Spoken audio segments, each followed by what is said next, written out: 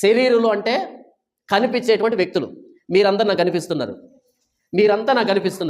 మీరు నా మీద కట్టెత్తారనుకో, నేను తప్పించుకునే ప్రయత్నం చేస్తాను. ఎందుకని? మీరు నాకు కనిపిస్తున్నారు కాబట్టి.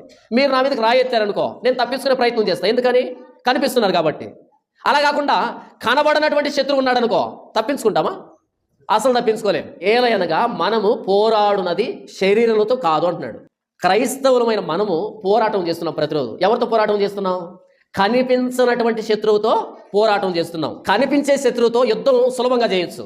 వాడు 4 దెబ్బలు కొడితే మనం ఒకటైనా కొట్టచ్చు, లేదా పారిపోవచ్చు. కానీ కనిపించని శత్రువుతో యుద్ధం చేయడం కష్టం. బాప్తిసం ద్వారా ప్రభువైన యేసుక్రీస్తు వారిని సొంత రక్షకుడిగా అంగీకరించినటువంటి మనము ఎవరితో పోరాటం చేస్తున్నాం?